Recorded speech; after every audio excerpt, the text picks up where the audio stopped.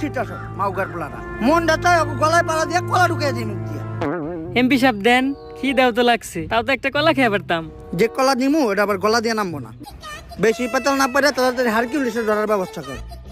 MP সাহেব ও তো কোনো খারাপ কিছু করতেছে না, ও দর্শকও মারতেছে।